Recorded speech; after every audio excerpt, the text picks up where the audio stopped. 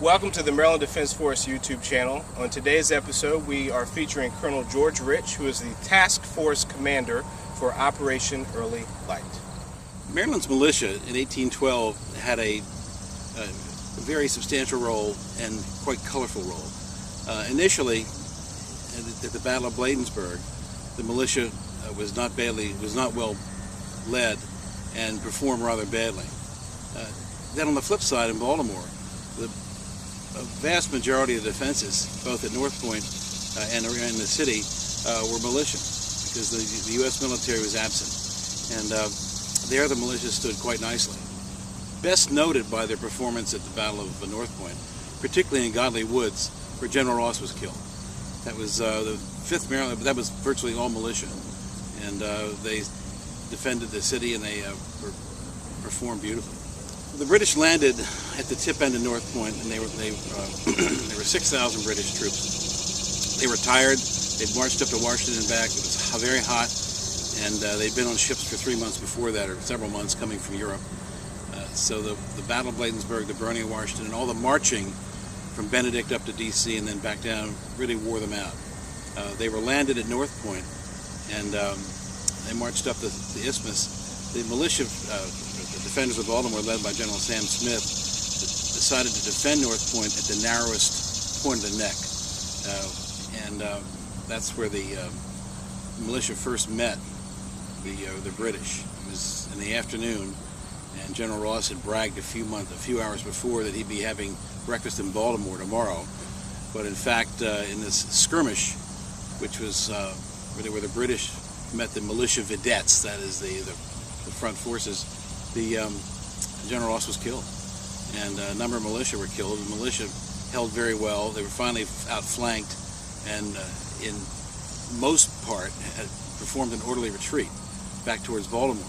That impressed the British, but the most significant element is Admiral Cockburn, or Cockburn as we like to say, was with General Ross, and when Ross was killed, it really took the wind out of the British momentum to burn Baltimore. Had the British been successful, they would have burned Baltimore to the ground. They hated Baltimore because so many fortunes were made here from the privateers. Out of the 500 letters of marque issued by Congress, which enabled private citizens to arm ships and raid British merchants, 300 were actually used out of Baltimore. So the British looked at Baltimore as a den of pirates. And Baltimore, the Baltimore waterfront was a very rough place. I mean, if you're going to recruit militia, Baltimore Seaport was a great place to do it because they were tough, hard-scrabble mariners, and they know how to fight. The Maryland Defense Force was actually created in 1917 by the Maryland legislatures, and it's in our part of the Constitution of the legislature. The purpose initially was when, for the first time during the First World War, the 29th Division had been organized, and there was a question because there were a lot of Union and Confederate states involved. Would they fight together in the First World War because of the animosity of their parents and grandparents from the Civil War? But nevertheless, they did, and the 29th Division was called up and sent to France. As a result, the state had no military element to defend the state locally. Thus, the legislature created the Maryland State Guard, is what it was called back then. It's been renamed since then.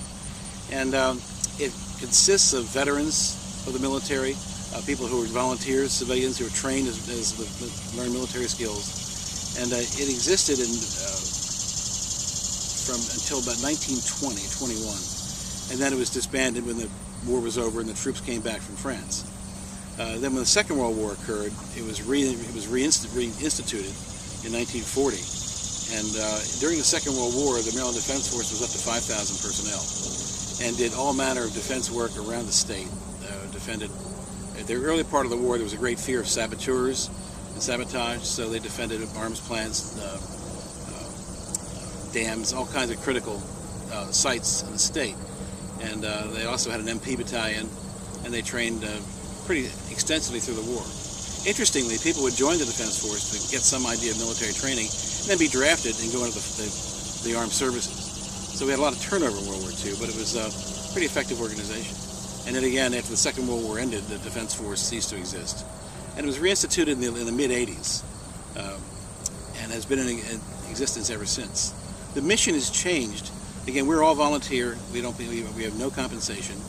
Our ranks consist about half retired military and half civilians who want to serve, don't have the ability or the wherewithal to devote multi years of their time to the Army, Navy, or the National Guard's almost full time now as part of the Army.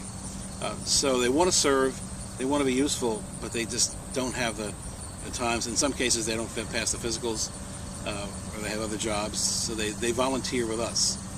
We have, under General Lucas's command, in the early 2003 and 4, we've gone from sort of an armed adjunct to the National Guard to really we perform services the Guard just can't do on their own, and because of budget constraints. And I'll elaborate for a second. We have, just to give you an example, we do all the chaplain, or almost all the chaplain work for the National Guard. We have a 50-person JAG Corps, and we handle an enormous number of legal issues for the Guardsmen. Guardsmen and women wind up in all kinds of situations with divorce, death, family law matters, you name it. And so our lawyers will do work for them pro bono. If you look at the history of 1814, people stepped up from every walk of life and volunteered many without pay, without compensation, to defend the city. Our work here is going to be limited to Fort McHenry. Our 10th Medical will provide doctors and EMTs throughout the event, and then we're also going to have some information and recruiting stations here. And more important, or as important, we have, and I should have mentioned earlier, we have a really phenomenal band. And we're going to play at both ends of the march on Thursday, September 11th, when the 1st Battalion of the 175th is going to march 6 miles from Patterson Park up to North Point. And our band is going to play at both ends of that activity. And we've helped coordinate a lot of other activities here at the fort in Baltimore. So we have a role, and we're looking forward to it. This is really significant for Baltimore. The Star Spangled Banner was written 3 miles east of here. The flag this banner itself, as I understand, it's the most visited item at the Smithsonian. We had them together for the first time in June, displayed together in the same place, never done before. And I think it's a huge event for Baltimore, and the importance of the Star Spangled Banner, our national anthem, being written here and defending our country, particularly where it was done totally out of the citizenry. I mean, not to cut the federal government, but the defense of Baltimore was organized and executed by well-trained military leaders who led average citizens and did it quite effectively. And then they, by and large, stood up pretty darn well. And that in 3 weeks, every walk of life, every race, gender, coalesced into a defensive force that actually saved the city, and who knows, may have saved the country.